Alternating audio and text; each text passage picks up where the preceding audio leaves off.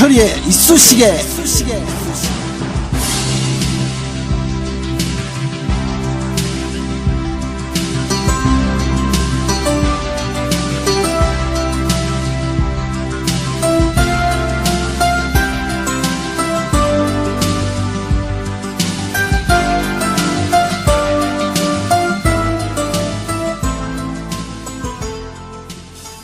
이철이의 이쑤시개 시즌2 10번째입니다.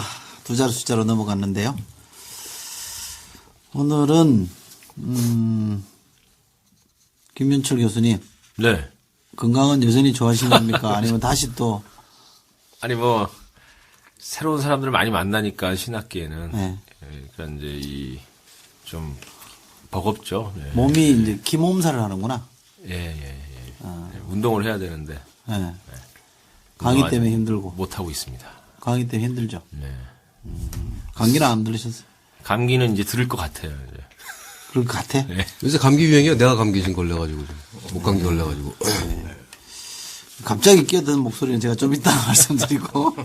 하여간 감기 걸리지 말고 약을 미리 먹고. 예. 서영호 실장. 예, 반갑습니다. 서영호입니다. 오늘 씩씩한데요? 아, 예. 뭐 좋은 일 있어요? 아, 뭐 좋은 일보다도 하여튼 지난번에 뭐 꼬신다든지 잘 됐구나. 무슨 말씀하십니까? 아, 주말에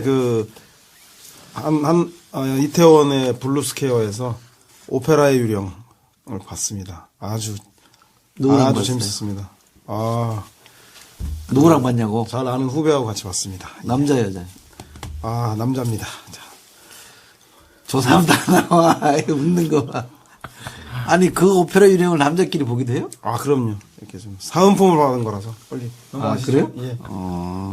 다음 주 제가 조사해서 누군지 제가 밝혀드리겠습니다. 그리고 오늘은 특별한 분 두 분을 모셨는데요.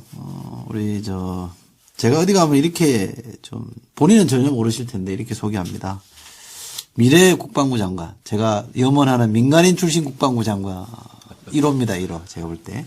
가능성 1호인데요.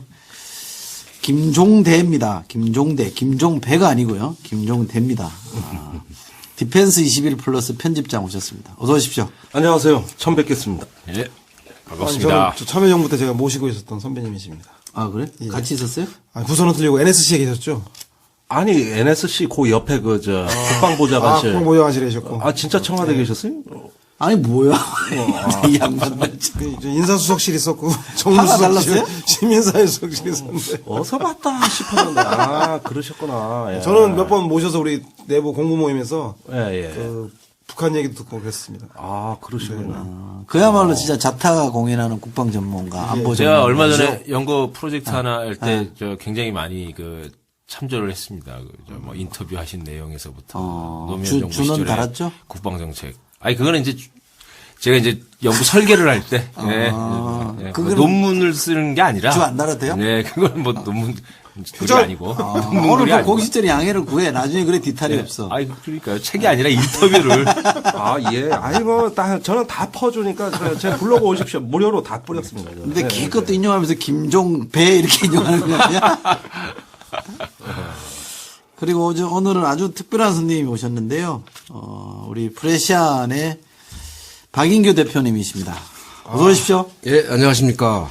근데 감기라서 그러신지 좀. 아, 저는 사실은 힘들어 여기 보이세요. 나오려고 온 게 아니라, 이거 뭐 격려차 나왔는데 갑자기 끌려 들어왔습니다. 근데 아까 뭐 방송은 이미 시작된 것도 몰랐네요, 저는. 죄송합니다. 방송 뭐 옛날에 오래 하셨잖아요. 옛날에 뭐 KBS에서 한 3년 반 했었는데, 끝난 지가 박인규의 집중 인터뷰. 집중 인터뷰. 한 5년이 돼가지고, 기억납니다, 이제 뭐 기억나. 아사암사합니다. 신인의 마음으로 잘해주십시오. 제가 사실은 대선 전에는 뭐 대선 승리도 기원하면서 여기 한 서너 번 왔던 것 그렇죠. 같은데 자주 오셨죠. 끝나고 나서는 뭐 저도 멘붕이어가지고 발길을 멈추다가 올해 대선 10번째라고 그래서 제가 사실은 격려차 뭐 좀 여러 번 위로하려고 왔었는데 그냥 끌려 들어온 겁니다 지금. 네. 하여간 반갑고요. 건강 잘 챙기십시오. 환절기 감기가 요즘 독하답니다. 예, 조심하겠습니다. 자, 이 팟캐스트 저희 이철의 이쑤시개 때문에 이 끊어진 소식을 읽는 사람도 있고 아주 훈훈한 소통의 창구가 되고 있는데요. 지난주에 왜 최익 간신대 교수 많이 혼났잖아요. 아, 뭐 야단을 치더라고. 초대 손님이 막 고정을 막 야단을 쳐. 한신대 교수 출연하셨는데 재밌었어요, 그죠? 네. 좋은 얘기도 많이 하셨는데 대통령제 정치적인 너무나 정치적인. 네, 갖고 다니고 보고 있습니다. 과거 그 최 교수하고 형하고 하면서 친하게 지냈던 후배분이 댓글을 남기셨어요. 최익 교수님 듣고 계시죠? 연락하랍니다. 이분 이름이 김태희 씨라네요.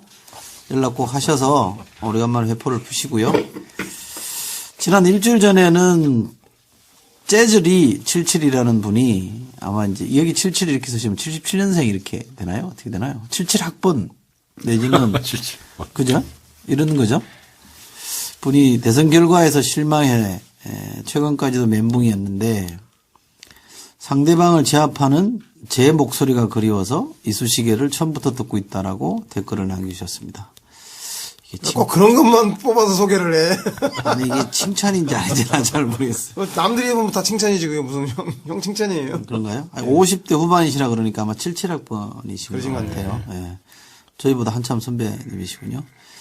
이분은 뒤늦게 화풀이 할 데가 없어서 드럼을 배우기 시작했다 그러시고요.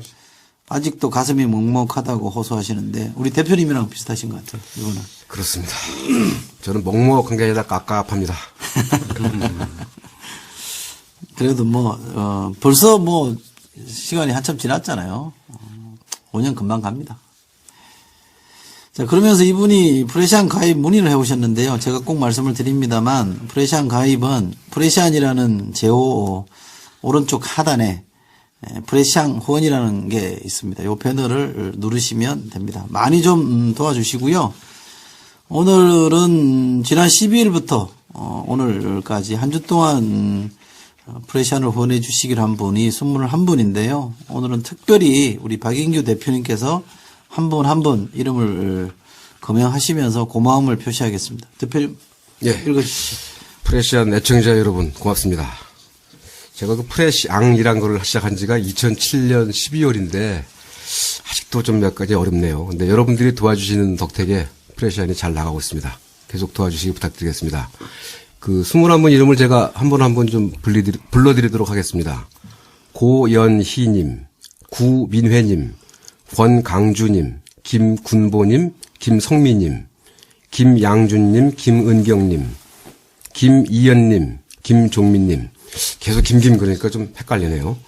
문현아님, 박양희님, 박요한님, 신동숙님, 옥정민님, 이응랑님, 임경숙님, 전송환님, 전현정님, 정은호님, 정호영님, 황성애님 이렇게 21분인데 이렇게 연세 들어보니까 20대부터 60대까지 정말 다양하십니다. 네. 하여튼 고맙습니다.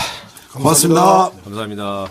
대표님 방송 끝까지 하고 가실래요? 아니면 너무 많아도 그러니까 저는 여기서 밖에서 그냥 방청자로 있겠습니다. 그러시겠어요? 예. 하여 고맙습니다. 네, 네. 고맙습니다. 저희도 사장이 이렇게 종업원들 지켜보면 일이 잘 안 돼. 센스 있으세요? 또 종업원으로 규정을 하는데 특히 연구실을 이렇게 직업란에 요새 프레시안 팟캐스터로 그래? 있어 보이더라고요. 좋습니다. 자, 오늘 빨리 좀 뉴스 몇 가지를 우리가 좀 얘기해 보고요. 당대 최고의 국방 전문가께서 오셨으니까 최근에 북한의 움직임 또 국방하면 또 이 국정원 아까 제가 시작할 때 여쭤봤더니 원세훈 원장한테 좀 쌓인 것도 있다고 하니까 시원하게 한번 좀 가보죠. 황철주란 양반 있잖아요. 어때요? 이게 무슨 또 이분이 누구예요? 황철주 이 양반이 벤처기업회 공동회장이고 성공한 중소기업 회장으로 알려져 있습니다. 근데 이게 벌써 네 번째 어이없는 자살골의 주인공이 돼서 이게 국민들을 바보로 하는 건지. 그러니까 중소기업 청장 후보자였는데. 예, 중소기업청이 야당에서 중소기업 부로 승격하자고 할 정도로. 차관이면 청장이 인사청문회도 없는데 왜 사퇴한 거예요? 그게 이제 뭐냐면 이 양반이 보니까 자기가 회사를 설립해서 지금까지 가져온 회사가 있는데 거기에 주식을 고위공직자들에게 주식 백신딱 제도라는 게 있습니다.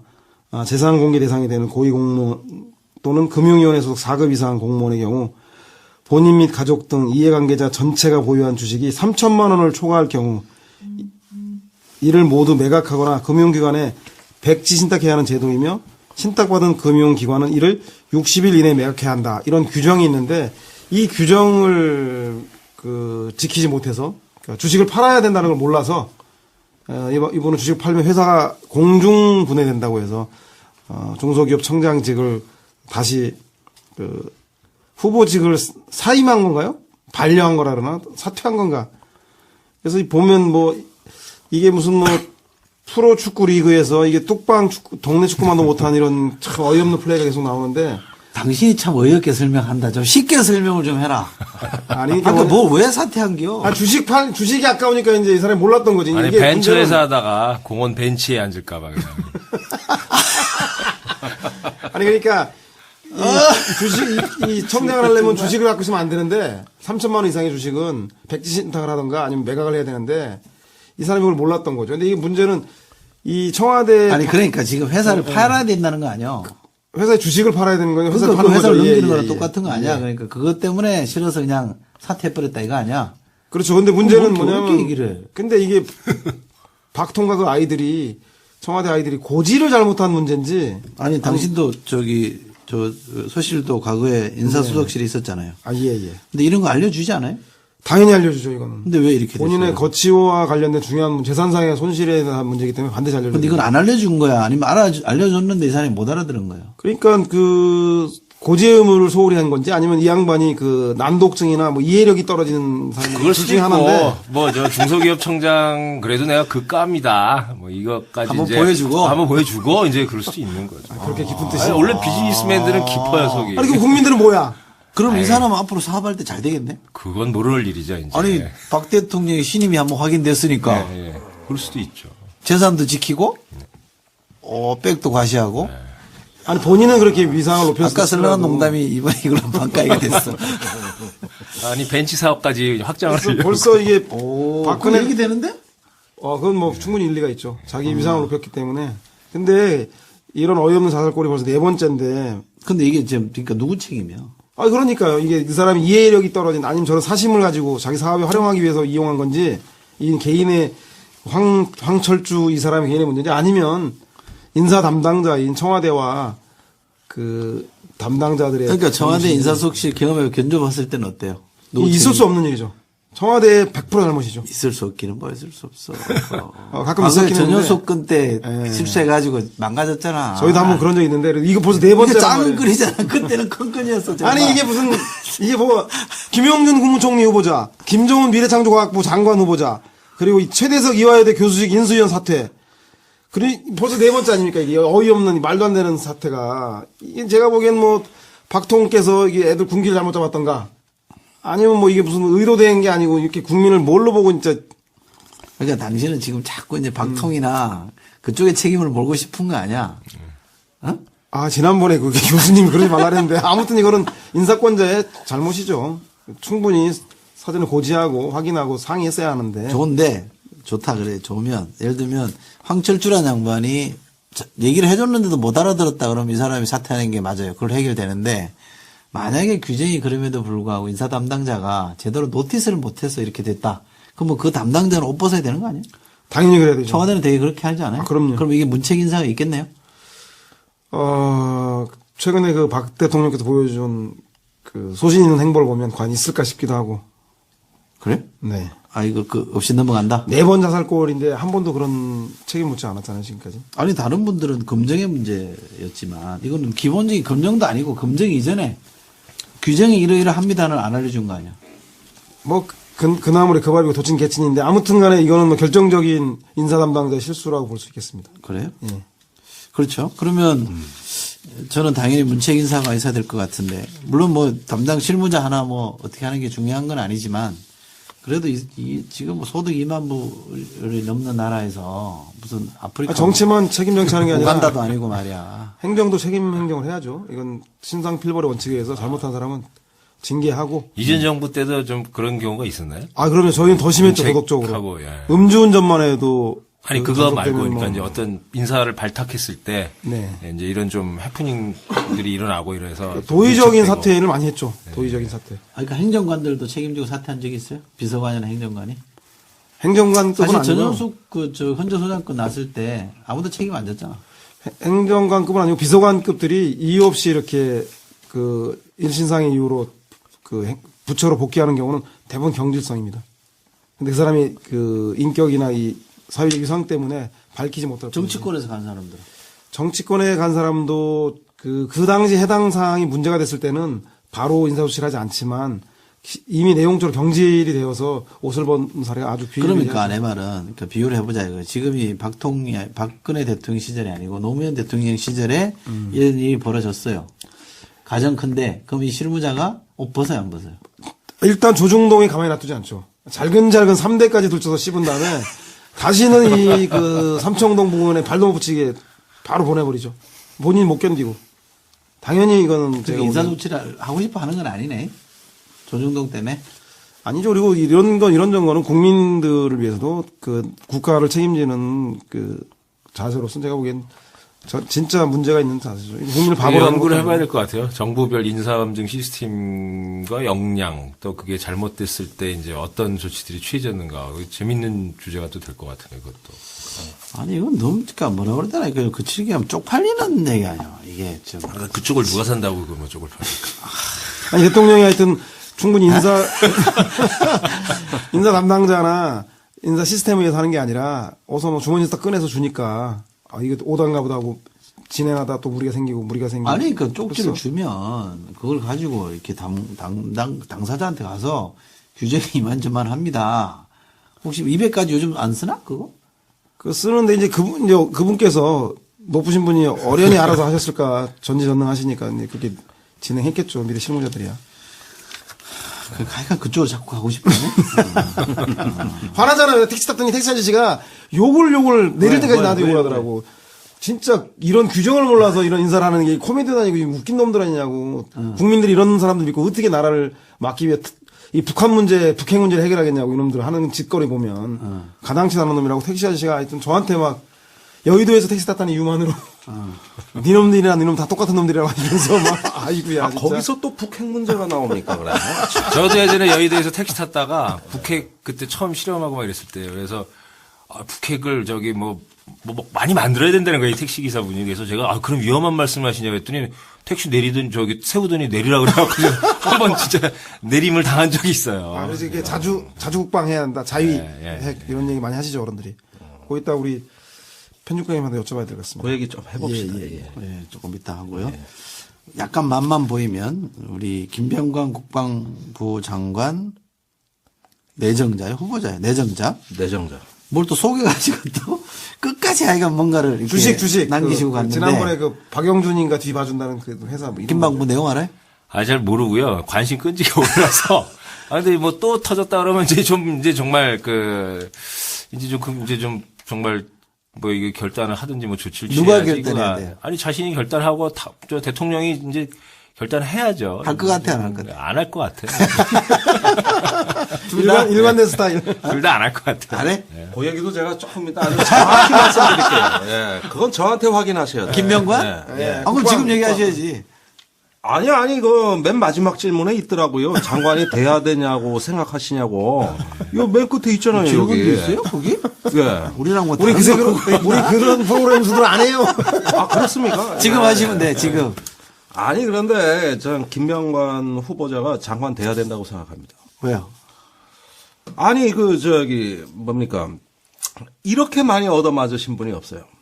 우선 잘 버티는 그 맷집에다가 조금 다른 얘기지만은 정말 이분 시청에서 말이죠 지하철 타라 그러면 못 타요.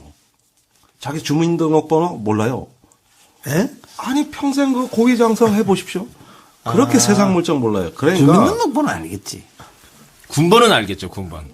군번을 모를 수 있어. 아니 과거에 사성 장군 하나가 왜 그 군 검찰에 입건돼 가지고 구속돼서 조사를 받는데. 예. 대부분 기관 가면 조사받는 게 뭡니까? 주소, 첫 번째 주민등록번. 성명, 주민번호. 주민등록번호, 주소, 집 전화 이렇게 나가요. 인정신문이라 그러죠? 예. 성명 외엔 하나도 답 못합니다. 사성장군들. 자기가 신상 써본 일이 있습니까? 한자로 혹시 못 쓰는 거 아니에요? 아니 그게 아니고 저기 뭡니까 집 전화를 자기 손으로 걸어본 적이 있습니까? 다 당번병에 해주지. 그래가지고 실제로 지하철 못 타요. 그리고 사성장군, 삼성장군들 회의하면 이런 일이 있어요. 동원 예비군들 왜 전시대비 교육 때 쭉 2호선 오다가 4호선에서 다시 내려 환승해가지고 도봉산으로 빼거든요. 네. 전시 동원 자원을. 내려서 이렇게 인솔 하겠다고 장교가 설명하니까 막 호통을 치는 겁니다. 이 자식아 왜 그 장군이? 많은 예비군이 내리냐. 네가 철도청에 얘기해서 선로만 바꿔가지고 2호선 선로를 4호선으로 바꿔서 해야 되지. 이 일도 안 하고 이 새끼 계획을 이따위로 다시 해. 아니 사성 장군들 아니 그 양반 그런 사람들 많아요. 실명 공개하면 안 되나? 네, 직위까지는 공개할 수 있어요. 성이라도 뭐. 예. 작전자입니다. 작전자입니다. 사실 전방 생활하고 운전병이 있고 전화 걸어주는 당번병이 있고 그렇게 생활해 보십시오. 사람이 이렇게 됩니다. 그럼 이 사람만 잘못된 게 아니네? 대외 군 그러니까 유독 이 사람이 좀 심한 거예요? 예, 아니 저는 이분이 장관 돼야 된다고 생각하는 거는 이분이 손자병법의 대가예요. 왜?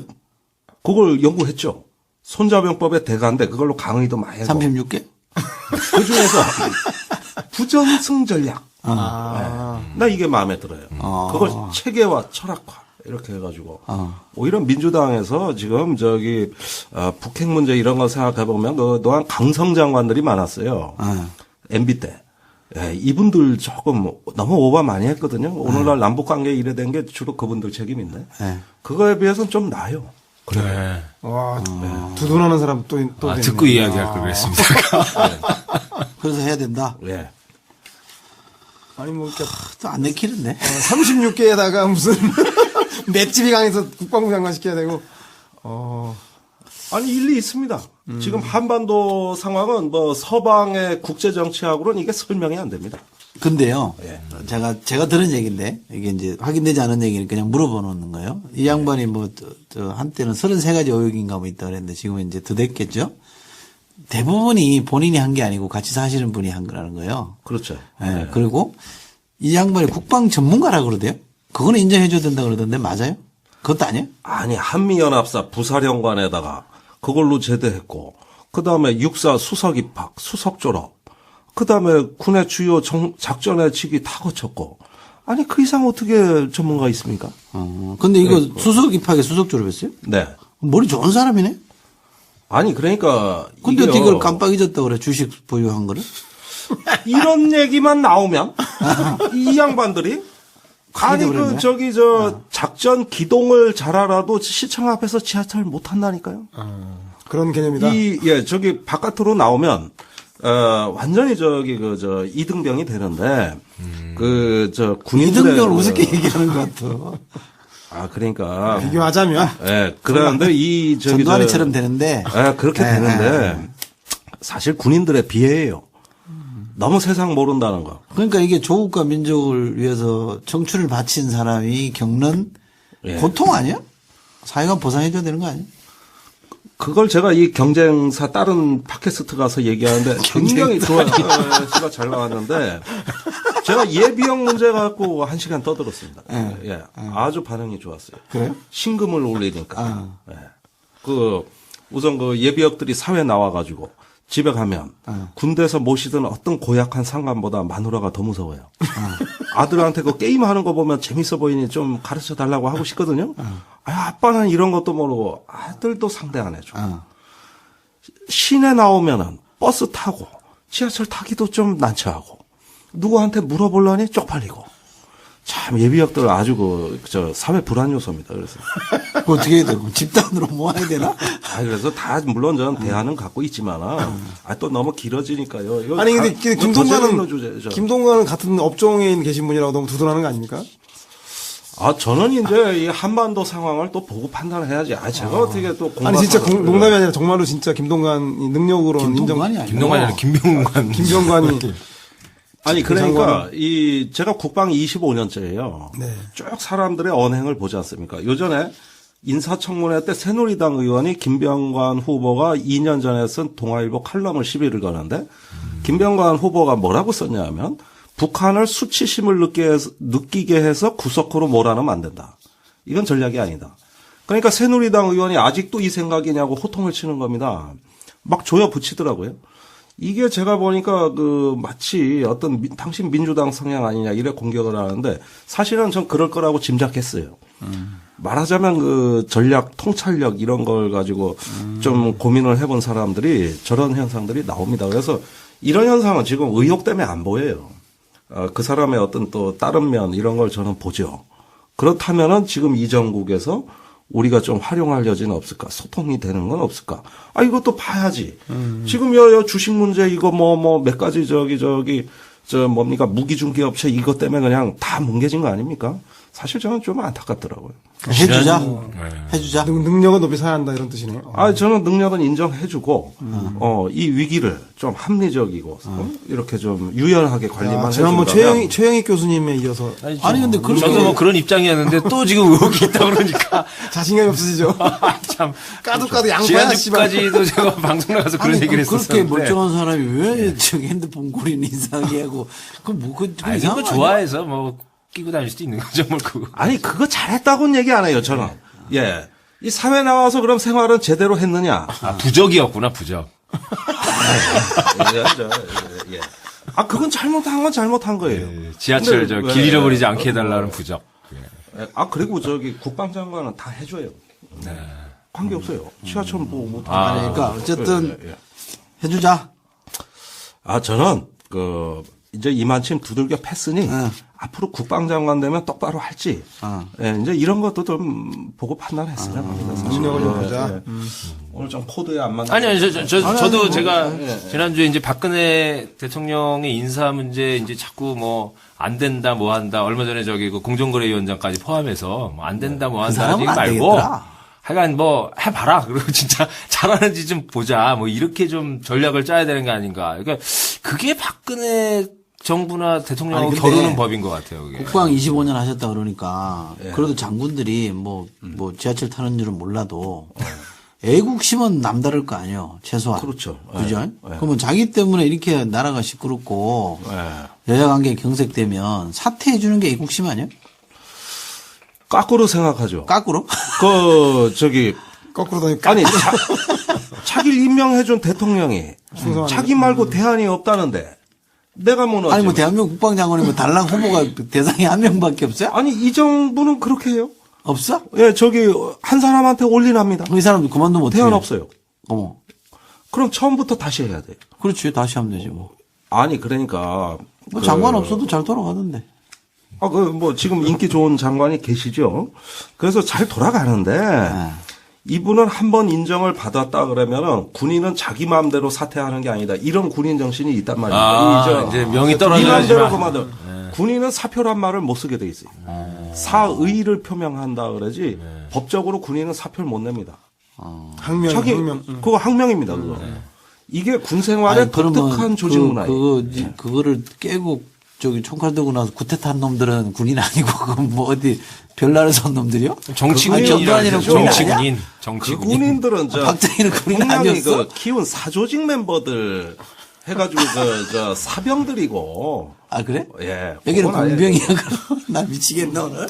아니 그래서 이런 것들은 본인이 근데 군인이 국방장관이 그 군심을 통솔하려면 민심에 기반해서 이순신 장군이 임진왜란에서 외적을 물리친 것도 이거 되게 좋아해 이 사례. 한 척도 안 되는 그 거북선 가지고 일 수 있었던 것은 한 척도 안 되는 거 그게 뭐예요? 하여튼 그 노도와 같은 강강수월래를 자발적으로 참여해주는 이 조선 백성들의 도움 때문에 이게 이겼던 것처럼 이 김병관 이래갖고 이게 군령이 쓰겠냐고 민심에 철저히 외면받아. 아니 그러니까 관창이 적진에 뛰어들 때 허락 받고 뛰어드나? 그냥 가는 거지? 허락이 아니라 그거는 다 공작에 의해서 간 거죠. 그 영화 안 보셨습니까? 약 올리려고 황산벌. 분개하게 하려고 우리 아군을 이 얘기 아니 근데 제가 이 그랬는데 시점에서 진짜. 질문이 하나 있는데요. 우리 대표님께 왜 군대 육사 아랫 기수들이 이제 너무했다 김병관 인사 이래가지고 연판장 돌리려고 그랬다 그러고 그런 이야기가 있지 않습니까? 근데 이제 저는 또 인상 깊었던 게 그게 어떻게 다 통제됐을까? 그랬더니 이제 그 실력 능력은 진짜 있는가 보다 이런 생각이 했는데 어떻게 보십니까 그 문제? 글쎄 이제 김병관 후보자만큼 군 안팎의 평가가 갈리는 사람이 드뭅니다. 안팎이 달라요? 예, 안팎이 다르죠. 군 안에서는 굉장히 신망이 있고 괜찮아요. 근데 이 사람이 어디서 무너졌냐면 제양군인회장 선거에 작년에 출마했어요. 5명이 출마했는데 4등 했습니다. 그러면은 저기 몇 표냐 하면은 230 그 대의원 중에서 9표입니다. 꼴찌가 7표예요. 디테일! 5등은 누구예요? 5등? 5등, 그건 명예가 있기 때문에. 그래가지고. 모든 육군 병장이 나왔나? 지금 그 4등을 하면서 그 예비역들이 막 그때 파벌로 나눠져 싸웠어요. 지금 나오는 의혹이 다 그때 나온 거예요. 그게 연장전입니다, 지금. 1라운드는 이미 작년에 했고, 지금 2라운드를 하고 있는데, 너무 자료가 많으니까 이게 정치권에서 뭐부터 써먹어야 될지 모르는 겁니다. 그러면은 9표 얻으셨으니까 제 생각에는 몇 표 중에? 200. 뭐 하여간 뭐 그래요. 그래서 그런 과정들이 또 있고 이거는 군내 그 파벌주의의 그렇게 된 겁니다. 권력지향, 자, 권력지향 김병관 있네. 일단 여기까지 좀 해보고 네, 좀 네. 이제 또 한 사람이 좀 우리를 좀 뭐라 그래야 되나 이거를 참 허탈하게 만드는지 즐겁게 만드는지 뭐 똥볼. 자살골. 원세훈 얘는 현직 국정원장이잖아. 근데 이 양반은 나 좀 희한한 사람이다 이거. 아니 왜 아니 저한테 이것도 관심 하십시오. 시인했죠, 아니, 시인. 그걸 잘 시사를 아신다고 끊고 그러니까 우리 사는 예? 아니 원세훈이가 무슨 일을 저지른지는 알아요? 뉴스는 봤죠. 알고 있습니다. 그래서? 예, 뭐 진짜 국정원장 품격을 정말 떨어뜨려도 한참 떨어뜨렸다라는 생각이 드는데 지시사항을 막 직원들이 막 댓글로 달아버리더만. 다 참 웃겨갖고. 아니 그러니까 원래 국정원장이 이랬 거예요? 저는 아니었으면 좋겠다라는 아, 나 이거 진짜, 이거 내가 어디 가서 토론회 하는데요. 라디오 가서 토론회 하는데, 막 이걸 내가 뭐라고 그랬어요. 그랬더니, 아니 말이야, 4대 강에 대해서 말이야, 잘못된 거 시각을 바로잡고, 뭐 이렇게 되는 거 아니냐 말이야. 그래서, 이게 무슨 정치 개입이야 그러더라고. 그래서, 정치 개입 맞는데요. 그랬거든. 그분 직접 나와서 아니, 딴- 편드는 사람이, 예. 아니, 국정원이 무슨 4대 강 이런 거 홍보할 일이 있어요? 그러니까요. 그건 규정 위반 아닌가? 당연히 규정이죠. 그죠? 예. 근데 국정원은 옛날에 그때도 좀 이렇게 잘 아시죠? 돌아가는 거. 어떻게 돌아가는지. 뭐 잘할 수야 있습니까? 제가 밖에 나와 있으니까. 그런데 이게 그 국가안보기관이거든요. 국정원이라는 데가. 그건 우리도 아는 얘기고. 예. 그러니까 저기 손님을 야단쳐요. 이 사람이 손님을 좀 갈구나 여기. 아니 아까 오늘 이쑤시개가 저기 성냥개비가 됐다고 그 얘기 때문에 좀 자극받으신 것 같은데. 예. 그런데 지난 정권에서 그 국정원이 이게 굉장히 사유화됐습니다. 이게 권력이 지난 어떤 정권이라면 MB? MB 정권이죠. 우선 이분이 말이죠. 그 원세훈? 원세훈 그 국정원장이 행정안전부 장관 할 때, 그 장관 되자마자 첫 번째 지시가 참여정부 때 쓰던 어떤 용어를 다 없애라. 그래서 혁신이란 말이 없어진 겁니다. 그 혁신이란 말이 창의란 말로 바뀌었죠. 근데 창의라 그러면 사람들 알아듣습니까? 혁신 경제, 혁신 뭐 행정 뭐 이건 보편적인 용어니까 쉽잖아요. 그래가지고 혁신이란 말이 창의로 바뀌고 참여정부 때 흔적 지우기 이거 있잖아요. 아, 그래서 참여정부 참여했던 완전히 사람들이. MB 홍위병이구만. 이게. 아니, 그래서 참여정부 참여했던 민주당 사람들이 혁신 안 하는 거구나. 재미없어! 전염 효과가 있어요. 전염 효과. 김윤철 박사님 때문에 진짜 왜? 이상해서. 아니 간부회의 때 매일 그런 지시가 나왔어요. 예, 그 다음에 국정원으로 가가지고 제일 문제는 그 뭐 인사 문제 같은 거죠. 예를 들어서 뭐 참여정부 때 그 청와대나 NSC 근무했던 뭐 국정원 요원 복귀했을 거 아닙니까? 강간범 취급당했습니다. 예, 그 저 뭐 나쁜 사람들하고 어울리는. 강간부 취급 당했다고요? 그렇죠. 그래서 퇴직들 하고 나오고, 뭐 이러는 것들이 이게 저기 어떤 국가 안보라는 어떤 하나의 어떤 제대로 된 멘탈이 있었던 게 아니고. 정권안보 말고 정권안보. 이 사람이 아는 안보는 그렇게 평가하기가 이게 안 보였어요. 하여튼 서울시는 오세훈 때문에 망했고 국정원은 원세훈 때문에 망했다 그러더니 이게 진짜 둘이 그냥 똑같은 분들끼리 그냥 그런 얘기 들어보셨죠? 그 왜 같은 훈시로 뭐가 어떻게 되는 것 같아요. 세 분. 예. 제 친구 중에 세훈도 있는데 그게 괜찮은데. 원세훈 얘기 좀만 더 해주세요. 자세히 보세요. 재밌네, 진짜. 예. 아니 그러니까 이거는 감기 조심하십시오. 대체로 보면 말입니다. 대북 정보라는 거, 이런 게 이제 국정원의 제일 어떤 관건이 되는 아주 핵심 임무인데, 사실은 지금까지 보면은, 원세훈 원장이 이 사람 참 한 가지 빼먹었네. 병역 면제자입니다. 그리고 이거 확실히 해야 됩니다. 그건 예전에도 얘기 나온 번 있었어요. 예. 그런데 연평도 사건이 일어나기 며칠 전에 면제자는 가고 싶은데 못 간 게 아니란 얘기죠? 안 간 놈이란 얘기죠? 아니, 아니, 이건 기피자고. 병역 기피자고.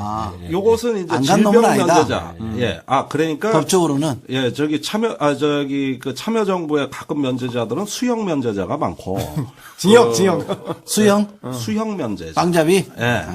그 다음에 이제 MB정부는 질병 면제자가 많아요. 어느 쪽 질병? 자, 네. 대통령 폐 아팠죠? 그 다음에 외교안보 수석 악관절이 뭔지 아십니까? 턱뼈가 안 좋아서 안 간 건데, 회식 때 갈비 잘 뜯고 그래요. 그 다음에 그 옆에 계신 분은 허리 디스크 수핵 탈출증으로 안 가는데, 골프 칠 때 허리 돌아가는 거 보면 기가 막히고. 그 다음에 대외전략비서관은 근시로 안 갔어요. 그런데 나중에 안경을 안 써서, 예. 이름까지는 우리가 치사하니까. 예. 김 씨. 그런데 이분 안경을 안 써서 왜 안경 안 쓰냐? 군대는 어떻게 안 가냐? 그러니까 라식 수술했대요. 내과, 외과, 정형외과. 종합병원. 종합병동입니다, 이게. 정신과는 없지? 다 있어요. 그래서 이분이- 근데 이 사람은 뭘로 안 갔다고요? 이분은 뭘로 안 갔더라? 아무튼 안 갔어. 그냥. 하여간 아마 이게 내과인가 외과인지 제가 헷갈리는데 너무 많아서. 그런데 이분이 국정원장 재임 시에 주로 즐겨서 올린 보고가 뭐냐면 북한 급변 사태입니다. 곧 무슨 일 터질 것 같다. 김정일 곧 유고할 것 같다. 그런데 막상 김정일 유고했을 때 우리 정부가 왜 충격에 빠졌냐 하면 몰랐죠. 그 전에 유고할 것 같다. 곧 어쩐다는 얘기가 너무 많이 올라갔기 때문에 이번엔 안 믿는 거예요. 양치기 양치기 소년이 됐구나. 양치기 소년이 된 거예요. 그래가지고 양치기 세운. 심지어는 그걸 또 과시하려고 뇌졸중으로 한번 쓰러졌잖아요. 예. 김정일 위원장이. 그리고 일어나서 이번엔 부추금 받는다, 양치질을 한다, 이런 거 언론에 다 나갔습니다. 이건 특급 정보입니다. 그리고 또 하나 나간 게 김정일 뇌사진을 불란서 의사한테 북한이 이메일로 보내서 원격 진찰을 급히 맡겼는데 요걸 중간에서 해킹해가지고 뇌사진을 보고 우리 의사들이 앞으로 3 내지 5년 못 산다. 예. 이렇게 한 거 또 언론에 다 나갔어요. 정보는 다 셌어요. 이런 게 국가 안보에 치명적인 건데도 청와대하고 국정원이 아주 언론에 뽀려댔습니다. 그러다가 김정일이 위원장이 실제 사망했을 때는 너무 그런 뉴스를 많이 보니까 아니겠지. 이러다가 이제 와르르 우리가 정보가 무너졌던 거죠. 양치기 세운이구나. 네. 원장으로서 아주 부지각자네. 이제 국정홍보처장 이런 거 해야 되는 거네. MB 정부의 정권 나팔수 이런 거 했어야 되는 사람이네. 거기 아니, 군대 이제- 갔다 온 사람 가야 돼요. 이동관 수석 대를 이었으면 잘쓸 거있구만. 국정원을 국정 홍보처- 홍보원 이렇게 착각한 거 아니에요? 막 신경질 날라 그러네. 네. 머리가 막 터질 것 근데 같아요. 이 사람을 임명한 임명권자는 또 무슨 큰 사무실을 또 강남에 내가지고 대치동에 냈다고. 예. 그 왜 그러는 거요? 이제 좀 풀렸나? 전직이 좀 염치가 있어야 되는 거 아니야? 그래도 당분간은 좀 조용해 줘야 되는 거 아니야? 이제 박근혜 대통령의 이제 지지율이 좀 떨어지면 이제 과거사 아니면 정리. 혹시 이를 대비하기 위해서 포토라인에 설까봐 지금 대비하고 있는 거 아니야? 그렇지 그런 거죠. 그러니까 그럼 모의검찰 꾸려놓고서는 거기서 연습하는 건가요? 모르지 그거야. 과거사 정리에 대해 대비하는 것 같아요. 원래 또 그 아저씨가 또 눈치가 빠르잖아. 네, 국정원 얘기 나온 김에 우리 청와대 있을 때 들은 얘기 해주면 그 문민 대통령의 모든 공약은 국정원의 축소입니다, 다. 그래서 대북 정보를 강화하고 그 국내 정적을 감시하는 국내 파트를 줄인다. 그래갖고 항상 YS 때부터 김대중 노무현 대통령까지 항상 대선 공약은 다 그 국정원을 줄인다는 건데. 옛날에 김덕 원장이라고 했잖아요. 있었어요. 원장실에서 YS 때. 독서했다며. 예. 그분도 유명한 일화가 있어요. 국정원이라는 조직이 이런 데입니다. 그 양반 서울대 교수였거든요. 교수였죠. 알고 보면 부드러운 남자라고 주장하시는 분인데 그분이 그 국정원장 그때는 안기부장이죠. 그렇죠, 그래가지고 안기부장. 그 부임해가지고 이제 점심 때 그 안기부에 연못이 있었어요. 그러니까 간부들하고 식사하고 가다가 거기 이렇게 모이를 줬는데 고기들이 몰려오잖아요. 그러니까 간부들 얘기가 부장님이 주니까 고기들이 알고 몰려옵니다. 이때 그 아부에 아주 징그러워가지고 자기는 가슴이 섬찟했다는 거예요. 아, 공무원들 이렇게 아부하는구나. 그 승리를 그때 알았다는 거예요. 그럼 좋은 분이네, 김동이라는 분은. 상식 있는 사람이네요. 그죠? 그런 아부를 싫어했다는 거 아닙니까? 학자적 양심으로. 근데 알고도 즐기는 게 아부예요. 아부의 그렇지. 기술이라는 게 그런 겁니다. 아부 얼마나 무서운 제가 건데. 아부 얘기하는 게 아니라 그래서 다 국정원을 슬림화하는 게 다 공약이다 보니까 모든 대통령이 처음 대통령이 취임하면 원장 독대복을 받습니다.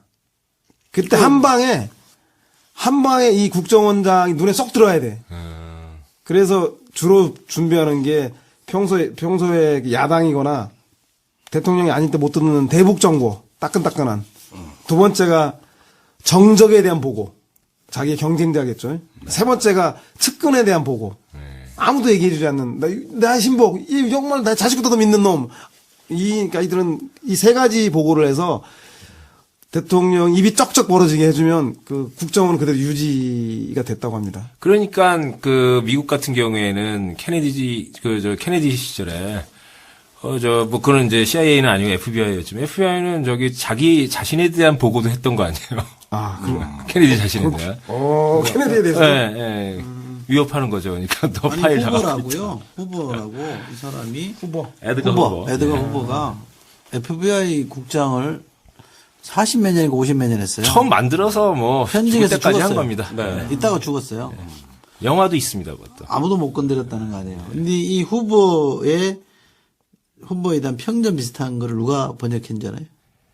정형건자라고 번역했어요. 형근 형, 묵주반 여자 갖고 있어? 그러니까 이 양반이 이 사람처럼 되고 싶었던 거야. 그렇네요. 그 열망이 책 번역으로 나타났어요. 근데 후보는 동성애자인데. 동성애였죠. 네. 성적 소수자. 뭐. 네. 근데 우리 정영근 그분은 왜 염주로 좀 그렇죠, 또 그렇죠. 한때, 네, 예. 또 세간의 화제가 됐었던. 기도를 하시죠. 두 분이서. 기도하셨다 그래서. 어디서? 잠실 L 호텔이었죠 아마? 호텔에서 조용한 데서 뭐 기도할 수도 있는 거지 뭐. 그 당대 최고의 국방 전문가를 모시고 나 물어볼 게 많은데 사실 우선 단도직입적으로 핸드폰 보지 마시고 전쟁 나요 안 나요? 우리 마누라도 물어봐. 맨날 받는 질문인데 요즘은 그 질문을 하시는 분이 안 난다는 걸 알고 확인받기 위해서 그 질문을 해요. 아니 북한 도발 위협보다 대형마트 휴무가 더 불편하다고 말하는 서울 시민들인데. 날카롭다. 예. 아니 근데 지금 서울 시민 중에 북한 도발에 뭐 경험해 본 사람 있나? 아니 주로 협박이죠, 협박. 협박? 예. 이제 이런 것들이 쌓이면 스트레스가 되잖아요. 옛날에는 또 라면 사재기도 하고 생수도 사드리고 그랬어요. 그러니까 이게 준전식 상태라든지 뭐 국가 비상 상태라고 보기 어렵다는 거 아니에요? 어렵죠. 아니 남북한 다 그렇죠. 근데 인재원은 그렇다던데? 아니 그러면은 무슨 준전시 체제? 주말에 장성들이 골프장을 가고 국방장관 임명은 언제 될지도 모르고 안보실장은 유령 조직이고 남한은 이래요. 북한 한번 보자고요. 준전시 체제라는데 3월 7일 날 무도에 김정은 간 거 다 언론에 발표하고 사진 내보냈고 11일 날 백령도 인근에 있는 원래도 간 것도 언론에 다 나가고 13일 날 서해에서 포병 훈련한 거 지도하는 거 언론에 다 나가고 아니 국가 지휘시설 지하 빵카에 있어야 될 국가 지도자의 동선이 매일 나와. 그렇다면 이 일정표를 유추해 보건대 서해에 머물러 있다는 얘기입니다. 계속 거기 있었다는 얘기예요. 아니 무슨 국가 동해에서 지금 키리졸브 훈련한다는데 서해 가가지고 그것도 목선 타고 또 체중이 많이 나가시는 분이라서 목선 갖고 난 거기에다가 목선 타고 가면은 저쪽에서 막 3m 담벼락에서도 인민군들이 막 뛰어내리고 그래. 물속으로도 뛰어들고. 왜요? 다칠 것 같더라고. 아니 무슨 전쟁하는 나라가 이래? 이래 보면은 남쪽이나 북쪽이나 상당히 재밌게 계시는데 되게 과학적이시네. 내가 볼 때는 진짜 완전 전문가야. 그렇네요. 지금 하셔야 될 것 같아, 국방장관. 그러니까 장성들이 골프 친 거 욕도 많이 했지만 그게 다 국민을 안심시키려고 그래요. 그렇지. 역시. 네, 안심하라는 얘기예요. 박 대통령은 안보에 강해. 그런 것 같아요. 다 이렇게 무슨 장군들이 알아서. 에? 골프 치라서 내기는 했겠지. 전쟁은 안 난다. 그러면 그런 게 이제 그런 모습을 또 일부러 이렇게 보여주면서 굉장히 그 분위기는 긴장이 그 되는 것처럼 보여주고 이것도 일종의 좀 그 정치적인 그러면 그 국방 저기 전문가시니까 퍼포먼스네요. 예. 이인재원이 진짜로 준 전시 상태라고 생각했을까요? 아니면 속은 걸까? 아, 우리가요? 아니 이인재원이 이인재 의원이 뭐라 그랬습니까? 아니 지금 북한이 언제 도발할지 모르기 때문에 준정시 국가 비상사태다. 지금 얘기하시는 그 이인재가 예전 그 이인재 대통령 후보로 그치 그치. 나왔던 지금 새누리당 그분은 있잖아. 군대 갔다 오셨나? 갔다 오지 않았나? 안 갔나? 갔다 왔어요. 네, 갔다 온 분이 이렇게 갔다 왔을 거예요. 아니 그래서 그 주황에 의하면 직권 상정이 가능하다는 거야. 예, 뭐 그런 얘기를 했죠. 전시 상태 날치기 하자. 자신의 정치적 삶이 준전시 상태죠. 전쟁 그 자체죠. 여기 준전시 전쟁이야? 나 정말. 근데 이런 사람 다 지금 하나 진짜. 그분이 광주 경선 진단부터 멘탈 붕괴 와서 아직까지 회복이 안 되신 것 같아. 기호 5번 이인재 후보 득표수 491표 득표율 31.3%. 기호 2번 노무현 후보 득표수 595표 득표율 37.9%. 이인재 씨. 하니까 진짜 YS 대통령도 진짜 사람 보는 눈 없어 보면. 전쟁은 안 난다. 핵 얘기 좀 물어보시죠, 형. 핵. 네가 물어보면 되잖아. 핵 관련해서 지금 북의 의도와 이거 진짜 내가 항상 지난번에 전화로 물어봤잖아요. 예? 예. 아니다. 방송국 휴게실에서 만나서 물어봤잖아요. 예. 도대체 저 북핵은 포죽에서 만든 거예요? 퍼주기를 해서 만들었느냐? 저쪽이 그거 하나 질문하는 김에 NLL의 본질은 실체는 뭐예요 도대체? 검찰은 봤다는데. 자, 그 두 질문을 한꺼번에 합니까? 그러니까 내가 예. 미리 이제 길게 말씀하시 좋다는 뜻에서 하나하나 대답하시면 돼요. 자, 북핵을 처음 만든 게 86년도에 북한이 원자로 지면서죠. 이때까지만 해도 영구형 원자로가 맞습니다. 91년도에 최초로 위기가 의화됐어요. 왜 그랬느냐? 그게 그때 퍼주기가 있었냐? 사실은 이겁니다. 그때 그 노태우 대통령이 88년도에 77 선언이라는 걸 하면서 뭐라 그랬냐 하면은 북한이 일본하고 미국하고 수교하면 우리가 나서서 돕겠다. 이게 77 선언의 핵심 메시지입니다. 이래서 북한을 말랑말랑하게 만들었어요. 그 사이에 우리는 중국 소련하고 잽싸게 수교를 했습니다. 북한의 방해를 받지 않고. 이래서 교차 승인이란 말이 나온 겁니다. 그렇죠. 있었죠. 그런데 우리는 수교하고 났는데 저기 북한이 원하는 대로 미국하고 적대시 관계도 청산이 안 되고 점점 더 고립돼 갔어요. 이게 핵 개발의 가장 큰 모tiv. 북한이 속았구나. 당했구나. 노태우는 해주려고 그랬는데 92년도에 레임덕 상황에서 냉전 세력들이 그 불태우라서. 훈령 조작 사건이라고 들어보셨어요? 있었죠. 예. 예, 이러면서 팀 스프리트 훈련 재개를 해버렸는데 이게 청와대 제대로 통제를 안 받고 한미 국방부가 합의한 거 아닙니까? 그죠? 그러니까 야, 역시 군인들은 막 해보네. 이 정권 말기 아닙니까? 근데 오다 없으면 사집도 안 된다는 새끼들이 그러면 지들 마음대로 합의를 해버려? 아니. 미국이 상전이잖아요. 그러니까 상전 얘기도 간 거지 대통령보다. 어쨌든. 예. 그래서 그 이듬해 팀 스프리트 훈련이 92년 3월에 스프리트 재개가 발음을 되니까. 독특하게 하시네. 글쎄. 어쨌든 되게 도속적이셔.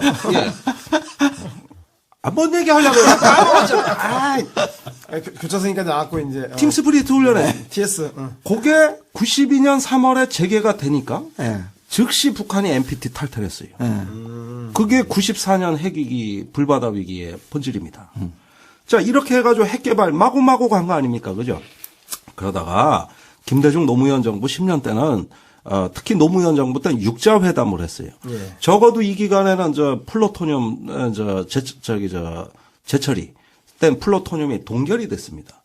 아직도 육자회담의 효과가 작동하는 건 플루토늄 부분입니다. 근데 우라늄 농축은 그럼 언제부터 본격적으로 했냐? 제가 보기엔 대략 2006년입니다. 요때 BDA 방코 델타 아시아 은행을 미국 재무부가 확실히 조지면서 우라늄 농축으로 본격적으로 뛰어들었다고 봐요. 그러면은 물론 햇볕 정책 하고 북한에 준 거 있죠. 지금도 가고 있어요. 사실 개성공단에서 연 900억씩 현금으로 북한에 넘어가고 있죠. 그것이 핵 개발로 전용이 됐느냐 안 되느냐 따지는 건 참 웃긴 얘기예요. 다 섞이니까. 그런데 어쨌든지 간에 경제적인 여력이 있을 때 그 돈을 쏙 빼먹어서 핵 개발로 전용을 했다기보다는 안보 위기.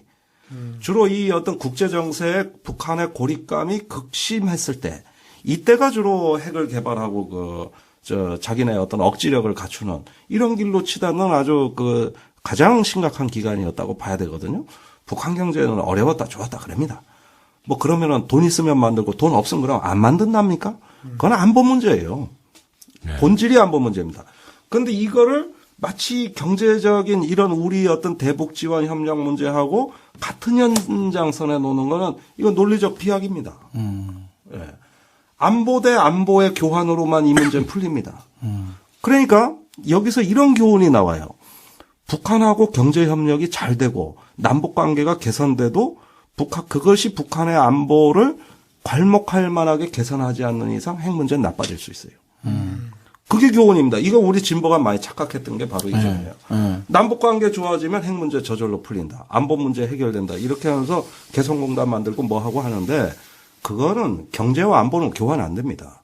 경제 사회 교류가 좋아져도 합리적 안보에 대한 우려가 북한에 있다면 핵 개발로 갈 수밖에 없어요. 그게 북한의 체제 유지 그럼 전략. 그걸 이제 안보 위기를 풀려면 어떻게 돼요? 북한이 생각하는 안보 위기. 근데 지금까지 오류는 뭐냐면은 우리는 경제와 안보를 교환할 수 있다고 볼 수 있습니다. 이게 일견 퍼주기의 어떤 조금 일리 있는 측면인데 우리 어떤 진보 정권이라면 선불제 경제 협력을 먼저 하고 정치 군사 비핵화를 하자. 그다음에 이명박 비핵 개방은 후불제 핵을 포기하면 그때 경제를 왕창 지원해 주겠다. 이 두 발상의 공통점은 경제와 안보를 교환할 수 있다. 선불이냐 후불이냐 이 차이 선불이냐 후불이냐. 이게 보수 정권이냐 진보 정권이냐 이 차이고. 예.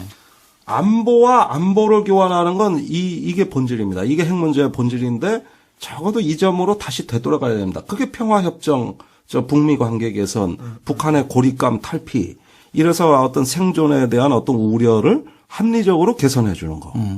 이거 아니면 핵 문제는 접근조차 안 되게 돼 버렸어요. 이젠 그렇게 가버린 거죠. 근데 그게 DJ 정부 때도 사실 햇볕 정책 이제 경제 안보 교환 이게 가지고 햇볕 정책이 소위 이제 기능주의적 접근이라고 그래가지고 한계점이 비판이 많이 됐었었는데. 네. 근데 이게 이제 진보도 그렇고 MB 때까지도 그렇고 이게 전혀 이제 개선이 안 된 이유는 어떤 게 있습니까? 아니 그런데 김대중 노무현 대통령 때 일견 기능주의 접근법을 할 수밖에 없었던 이유는 여전히 어떤 안보 문제의 본질이 우리보다는 미국이었기 때문에 주로 미국의 태도에 따라서 어떤 안보 북한의 어떤 행동이 결정이 된 거기 때문에 우리 퍼주기하고 관계없이 예, 주로 미국이 어떤 결정적인 변수였기 때문에 일견 우리가 북한하고 가까워지려면은 주어진 어떤 레버리지가 적었어요. 적어도 핵 문제에 관해서는. 그러다 보니까 사회 경제적인 문제에 몰려들게 되는 거고 기능주의적 접근이 되는 거죠. 중국 때만 정치 군사 얘기 다 빼버리고 경제 교류만 해서 경제 통합하니까 이제 거의 평화가 온다는 거 아닙니까? 이런 식의 어떤 우리가 할 수 있는 어떤 레버리지를 찾다 보니까 아무래도 이런 어떤 경제가 우선시 된 겁니다. 14선언은 사실은 돈으로 평화를 사자. 이런 발상의 기초가 됐어요. 네. 그 하부 인문이 전부 경제예요. 네. 네. 그 다음에 평화체제 부분이 있는데 그거는 남북 간에 그게 한계가 있는 것이 육자회담이라든가 또는 북미 관계라든가 이런 어떤 그것이 그 안보 문제가 그 노는 물이 있거든요. 이러다 보니까 아무래도 우린 경제에 쏠린 게 기능주의적으로 결과적으로 됐다 이거죠. 상당히 중요한 문제 제기를 하신 거예요. 그렇죠. 그러니까 이제 안보 대 안보. 그러니까 이제 제 얘기는 DJ가 DJ 정부 때 햇볕 정책을 하고 그 한계 부분에 대한 지적이 있었는데 노무현 정부 때도 그 기조가 그럼 유지된 거 아닙니까? 이제 그 뭐 별로 아무것도 뭐 성과가 없었던 건가요? 그러면서 아니 성과는 있었죠. 육자회담 아까 이제 했고 그 조지고 부시는 대통령 조지 부시가 갑자기 2006년에 귀를 의심케 하는 얘기를 한 겁니다. 네. 우리한테 11월에 중간선거 있었어요. 2006년 11월에. 이어서 공화당이 참패하고 럼스펠드가 모가지 날아갔습니다. 그리고 하노이에서 풀이 죽은 조지 부시가 노무현 대통령 만나서 뭐라 그랬냐. 저기 한반도 종전협정을 하자. 그러니까 노 대통령이 무슨 귀신 씨나라고 저 새끼 이러니까 나중에는 알아듣질 못했어요. 노 대통령. 그러니까 미 국무부의 부장관이 한국에 와서 부시 대통령 뜻을 다시 설명하는데 김정일, 노무현, 조지 부시 세 명이 한 테이블에 우리처럼 앉아가지고 한반도 전쟁을 종결짓는 서명을 하고 그 다음에 이제 평화협정. 그래서 이 말을 해서 그 14선언 때 보면 3자, 4자 평화협정이란 말이 그래서 나온 건데 아니 근데 노 대통령 생각에는 조지 부시는 절대 저 말을 할 리가 없고 그 직전에 송민순 그때 안보실장 외교부 장관 갔었지만 그분이 미국은 절대 안 바뀐다고 노 대통령한테 보고했기 때문에 알아 그 새끼들은 안 바뀌어 나도 포기했어. 그런데 조지 부시가 이 말을 하니까 이게 도대체가 헷갈린 거예요. 거기서 우리가 그 말을 못 알아듣고 청와대가 엉뚱한 발표를 했는데 미국이 다시 아니다. 종전협정 얘기한 거다. 이러니까 청와대가 할 말이 없으니 통역의 실수였다. 이렇게 했잖아요. 그때 기억난다. 맞아. 이게 경천동지 할 변화입니다. 네오콘이 완전히 붕괴됐어요. 그때 조지 부시는요. 우리한테 천금 같은 기회였습니다. 그런데 그래가지고 본격적으로 이제 북한하고 우리도 다시 협상에 들어가고 육자회담에서 왜 그 평화 체제 하기로 한 거 그거 또 재가동되고 그다음에 방코 델타아시아 그거 풀어주고 갑자기 한반도에 봄이 오네. 세상에 이런 일이. 그게 이듬해 남북 정상회담으로 연결되고 같은 시간에 북경에서는 그 육자 간에 이런 협의가 이루어지고 있었던 겁니다. 불행히도 그게 이제 다음 정권 계승이 안 돼가지고 이제 안 됐죠. 안 돼서 이제 또 불행이 시작됐군요. 그 분위기가 1년만 더 갔으면 역사가 바뀌고 우리가 지금 이런 핵 문제에 시달리지 않을지도 몰라요. 그거를 종전협정이 될 수도 있다. 이명박 될 수도 대통령이 있었죠. 당선되면서 다 흩어버렸다. 단적으로. 이명박 대통령은 자기가 남북 북한 상대 안 하려면 안 하든지 자기가 안 하는 건 좋은데 남들도 못하게 해. 미국 가서 육자회담 무용론을 퍼뜨려서 유명한 외교부 장관이 거기 미국 가서 얘기해가지고 육자회담 무너뜨렸어요. 그 뒤로 한 번도 안 열렸어요. 육자회담이 뭡니까? 동북아의 다자간 안보 협력의 최초의 성공 사례입니다. 그렇죠. 그런데 부시는 좀 이상한 놈이잖아. 왜 그럼 갑자기 이렇게 돌아본 거예요? 중간 선거에서 깨지고 나니까 깨지고 이라크가 완전히 이거는 미국 역사상 가장 참혹한 전략의 붕괴. 베트남 전쟁보다 상처가 더 커요. 두 개의 전선을 설치할 수 없다. 그래서 하나의 전선을 가만히 좀 있으라. 그때 신문에 났잖아요. 전문가한테 좀 들어봐야지. 낄 때 안 낄 때 있죠. 이것이 내려왔죠. 완전히 붕괴되면서 같은 시기에 IESG 이라크 스터디 그룹에서 이라크 전쟁 보고서를 부시한테 갖다 줍니다. 그런 건 있었던 것 같다. 이 보고서를 읽어보니까 여태까지 럼스펠드, 월포비츠, 그 다음에 라이스 말 듣고 시키는 대로 다 했는데 오이씨 전쟁 내용이 이렇다는 거예요. 정보 왜곡이 어쩌고 뭐가 어쩌고 그걸로 미국이 5천 명이 병사가 죽었고 전비가 8천억 달러가 나갔고 거기에다가 조지 부시가 월포비치가 뭐라 그랬냐 500억 달러면 끝난다 그래가지고 그때 저 전쟁 중에 감세법안에 서명하니까 전비 늘어나는 거에 세수 준 게 같이 얻어맞으니까 경제 줬대고. 아니 아유 국장님 입에서 무슨 이런 또 좋았어. 이래 그래서 가지고 에이씨 해가지고 생각 바꾼 겁니다. 그렇죠. 북한에 대해서 뭐라도 하나 남겨보자. 이렇게 풀어서. 바꾸자. 근데 그게 기간이 좀 너무 우리가 정권이 바뀌는 바람에 완전히 그냥 백주화되고 종결시켜놓은 거꾸로 그렇죠. 거꾸로 근데 참여정부도 반성할 점이 이거예요. 미국 내 그러한 변화를 읽었어야죠. 그렇죠. 예, 이 부분이 바로 문제입니다. 그런 변화를 대비하고 읽고 희망을 버리지 말았어야 되는데 그때 장관 한 분은 이 정부에선 다 틀렸다고 통일부 장관 사표 내고 나갔고 나간 이유가 그거예요. 이제 안 되는구나. 부시가 있는 한 틀렸구나. 그러니까 우리는 말입니다. 이종석 장관님 말씀하시는 거. 뭐 이종석죠. 또 내가 이름 말 안 하려고 그랬는데 기어이.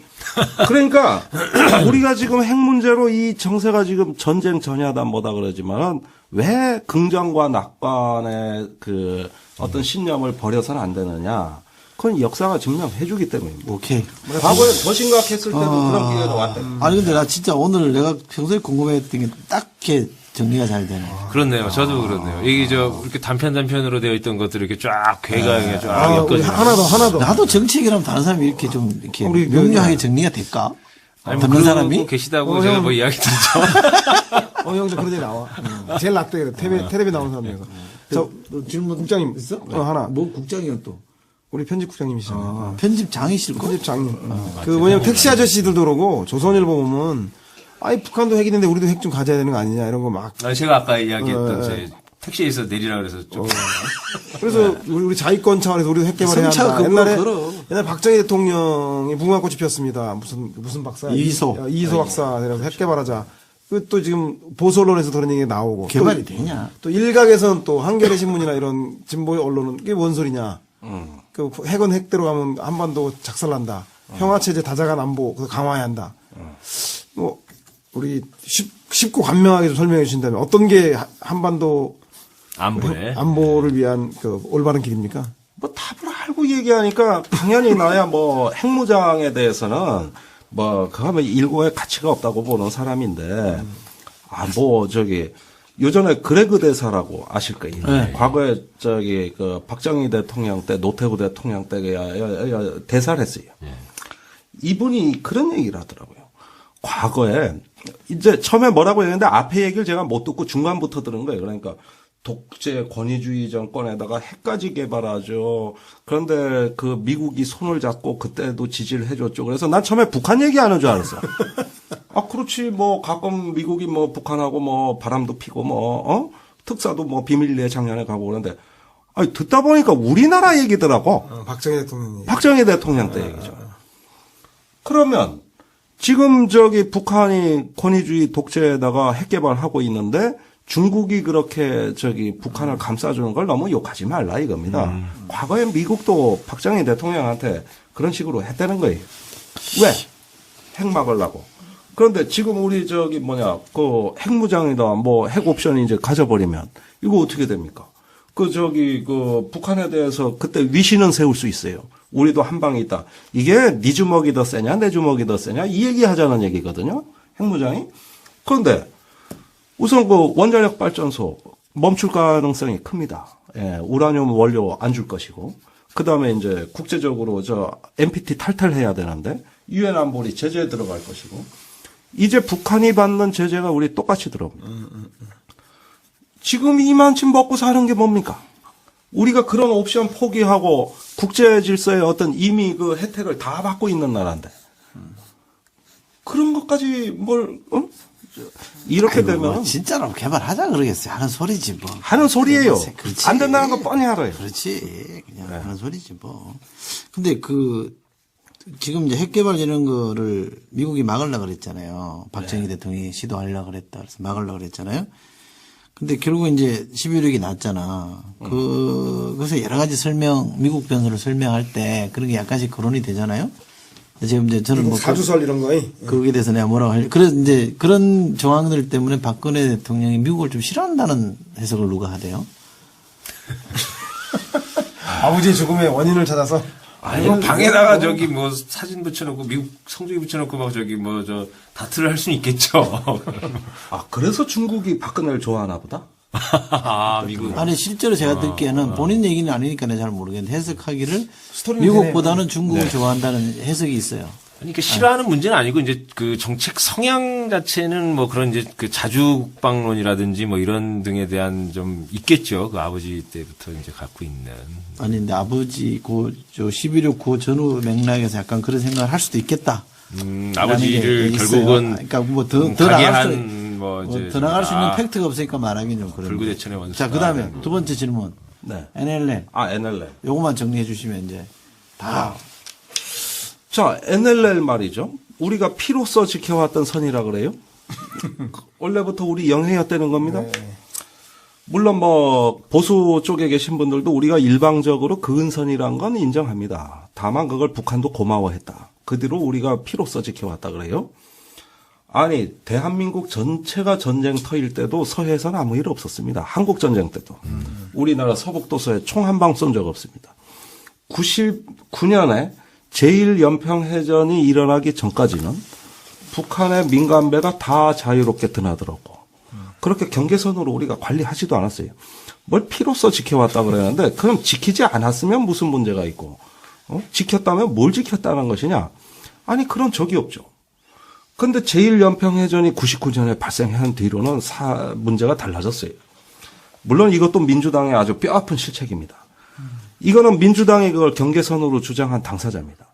우리나라 영해법엔 아직도 서부고도가 우리 영해에서 빠져 있습니다. 인천 앞바다도 빠져 있어요.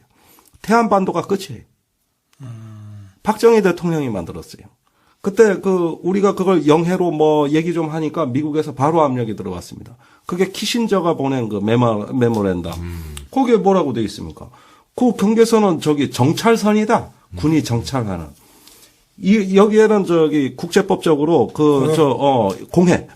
그래서 심지어는 99년 제1연평해전이 벌어진 다음 날 미 국무부 대변인 브리핑에서도 거기는 인터내셔널 워러라 그랬어요. 이것이 만약에 섬하고 북한 육지 사이에 중간선을 쫙 꺼놓고 그 안쪽은 다 우리 영해라 그래버리면 미국이 괌하고 하와이를 그 태평양에 있는 걸 선을 그은 다음에 그 안쪽에 태평양이 다 자기 영해다. 그러면 태평양의 3분의 2가 미국 영해가 됩니다. 국제법적으로 그런 영해 설정 본 적 있습니까? 있을 수 없죠. 그런 영해 설정은 사실은 새누리당도 지난 대선 때 영해라고 박바고기다가 나중에 영해에 준해서 관리해야 되는 해역이라고 말 바꿨어요. 왜 그러냐? 한중어업협정에 거기에 중국 배가 들어오도록 우리가 다 허용해 줬단 말입니다. 우리가 영해라고 주장한 거기에. 그러면 이걸 어느 날 영해라 그러면 영해가 뭡니까? 배타적 주권을 행사하는 걸 영해라 그럽니다. 그럼 한중어업협정도 무효가 되고 이제 중국이 가만 안 있을 거예요. 이걸 대선 중간에서야 새누리당이 깨닫고 영해에 준해서 또는 영해에 준하는 선이라고 NLL에 대해서 말을 바꿨어요. 그래서 한 거예요. 그러면 이 NLL 논쟁은 말이죠. 우리 대선의 패인 중에 하나입니다. 사실은 이게 민주당이 대단히 잘못 관리한 아주 제가 보기엔 이해할 수 없을 정도로 잘못 관리한 의제 중에 하나고 이 문제 처음 나왔을 때 박근혜가 하지 말자 그랬어요. 근데 작품이 되니까 본인이 직접 뛰어들었고 이게 새누리당이 한반도 신뢰 프로세스에서 안보 중시로 대선 기간에 분위기가 바뀐 원인입니다. 이 논쟁 때문에 그랬습니다. 그게 지금까지 이제 강화돼 가고 아주 뼈아픈 논쟁입니다. 이건 선거 그 이상의 문제예요. 권력의 성격까지도 영향을 줘. 그럼으로써 이런 사태까지 왔는데 제가 그랬습니다. 선거 끝나면 이 논쟁 사라질 거다. 누구도 영해 소리 안 한다. 이젠 한중어업협정이 문제가 되고 독도 문제에도 악영향을 끼칠 거다. 왜? 잘못된 영해 주장이니까. 그리고 안 할 거다. 그 다음에 영해가 되려면 세 가지 조치를 해야 된다. 영해법을 바꿔서 영해를 그걸 우리 영해로 법적으로 만들고 둘째 국제사회에 선포하고 세 번째 유엔 사무총장한테 기탁해야 된다. 바뀐 거를. 안 할 거 아니냐. 안 한다 쟤들. 안 하지 않습니까? 아이고 컨디션이 조금. 아니 여기가 좀 춥습니다. 이거. 지금 오늘도 좀 추워서. 그러니까 이거 참, 나는 이쪽을 너무 잘 모르니까. 그러니까 민주당이 잘못한 게 뭐 486 이런 게 아니에요. 네. 지금 그러니까 저는 지금 이야기 들으면서 그 무슨 또, 이게. 아니 그러니까 뭐 부분적인 문제다, 예, 부분적인 문제라는 거죠. 그러니까 민주당이 제1야당 혹은 집권당 그 경험이 있는 정당으로서 못 하고 있는 게 저는 이제 무슨 당내 내분 싸움하고 뭐 이런 문제가 아니고 정부를 국정을 해봤고 또 안보를 맡아서 해봤고 한 그 경험이라든지 이런 부분들에 대해서 국민들한테 충분한 설득의 논리라든지 주장이나 이런 것들이 뭐 전혀 안 돼 있었다라는 거죠. 그러니까는 뭐 이 반공 이데올로기가 아직도 좀 강한 상태에서 새누리당이 뭐라고 그러면 하기만 하면 그냥 확 넘어가 버리게 아직도 이제 있는 지형. 저는 이게 참 오히려 우리 대표님 팟캐스트 하시고 막 이러셔야 될 것 같다. 그러니까 진짜 이런 문제. 들으면 재밌네. 국방 전문 팟캐스트가. 그러니까 그게 좀 있어야 될 것 같아요, 정말. 한번 고려해 보겠습니다. 진짜요. 아니면 설명을 너무 쉽게 하시잖아요. 또 일관성도 있으시고. 이철이의 이쑤시개 그리고 또 또 다른 이쑤시개, 국방 이쑤시개 뭐 이런 것도 국방 좀. 아니, 좀 김종대 몽둥이 이런 거 하지. 아니 근데 정말 그건 정말 이제는 정말 중요한 문제 아닙니까? 아니, 결국. 그 진중권 우리가 분단된 선배가 나라에서. 변인자랑 논쟁할 때 대신 나갔어야 됐구만. 그 진중권 선배 나가서 깨주고 그게 말이야. 결정적으로 사태를 악화시켰어요. 거기서 거의 아니 그냥 KF 작살이 됐지. 났죠. 예. 근데 그 지도가 그리고- 가짜라며. 아니에요? 아니에요? 그 변희재가 갖고 나온 거, 그 엉터리, 그 공동 어로구역 그 얘기인데, 그건 가짜예요. 그런데, 그게 일주일 후에 보니까 팟캐스트에, 동영상이 유튜브에 막 200만이 넘어가고 이랬어요. 웬만한 아이돌 300만 나오는 아이돌 없습니다, 우리나라에. 그런데 이 정도 시사적인 게 나갔다 그러면은, 개나 소나 다 봤다는 얘기는. 아니, 그런데 민주당이 이것에 대응을 안 했어요. 우선 무대응으로 이거는 퉁치기로 했고. 그 다음에 이것에서 탄력을 받아가지고 저쪽이 점점 커질 때, 이때 민주당에서 거의 대응한 전례가 없습니다. 마지막에 조갑제가 대선 선거일 직전에 이제 대화록 자기가 뭐 하나 이렇게 깠지 않습니까? 이것도 방치했어요. 그리고 선거 졌습니다. 뭐냐 하면 노무현의 돌파력, DJ의 치밀함, 어떤 것도 이 문제에 대해서 안 나왔어요. 완전히 무장해제입니다. 그냥 당했어요. 뭘 했습니까? 그러니까 그 이유는 뭐냐면 두려움입니다. 거기에 군인들이 없습니까? 뭐 장성들 제일 많았어요, 민주당이. 국방공약도 제일 먼저 냈고. 그러고 자문교수들 많고. 근데 왜 대응이 안 됐을까? 서로 미룬 겁니다. 색깔론, NLL 나오면은 아무도 안 나선 거예요. 심지어 후보도 그냥 적당히 넘어가자 그랬어요. 이게 색깔론이 이게 네거티브가 나오면 왜 이게 거지 같냐 하면은 대응하기가 어렵습니다. 그러니까 자신감을 잃어요, 사람들이. 그러다 이 문제를 방치해버린 거예요. 그러면은 괜히 불안해 보이잖아요. 저 말이 앞뒤가 안 맞고 이런 것들이 자꾸 말실수가 나오고 그러면은 이거를 대선 한 며칠 앞뒀을 때라도 마지막으로 정리를 해줬어야 됩니다. 그걸 그냥 넘어갔다? 대선 때?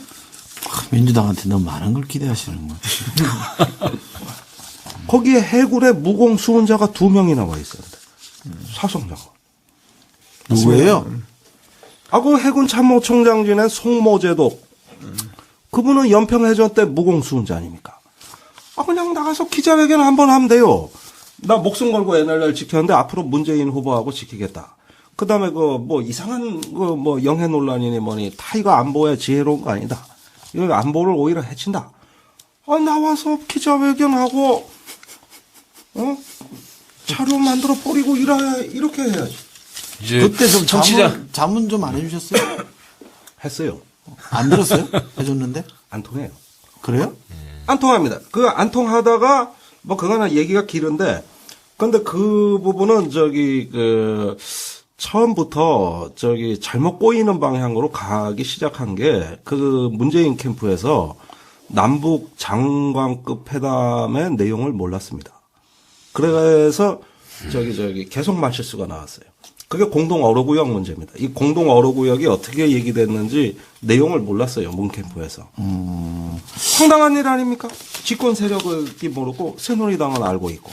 그거를 제가 나중에 우리 한번 더 모셔서 얘기를 좀 들어보죠. 전 증인은 아니 궁금한 대목인데 끝으로 이제 시간이 너무 많이 가서 너무 얘기를 듣다 보니까 시간이 많이 가버렸네요. 굉장히 많이 갔는데 이런 경우 흔치 않은데 재밌었습니다. 아주.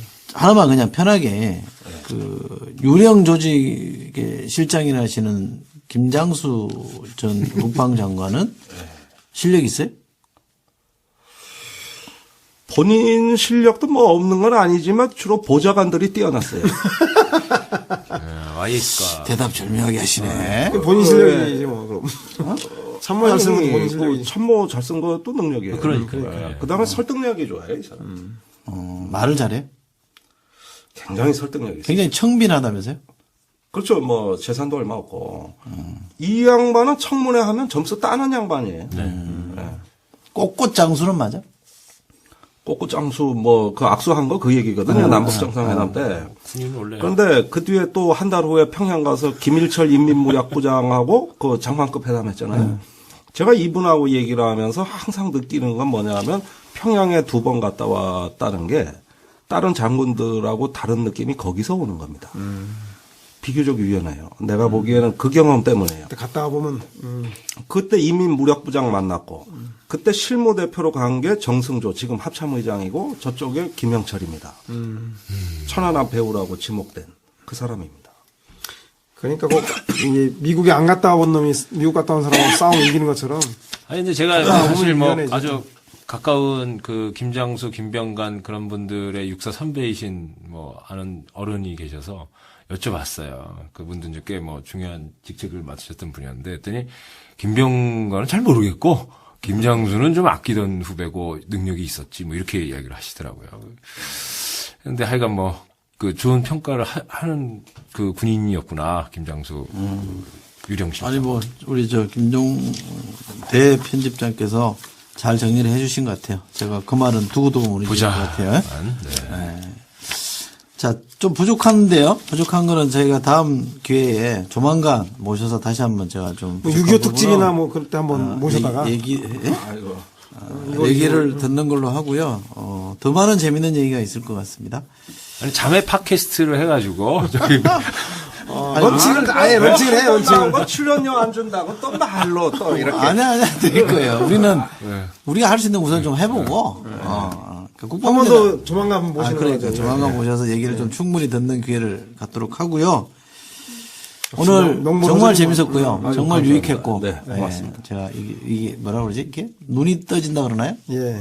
그래서 제가 이 사람 보는 눈이 있구나. 명성이 괜히 나온 게 아니었어요. 당대 최고의 국방 전문가다. 아, 왜들 이러십니까? 아유, 제가 제일 그 TV 토론에 같이 나가고 싶은 분이 우리 이철이 소장. 야, 서로 네, 존재 자체로. 여러 번 얘기하고 한 번쯤 받았어요.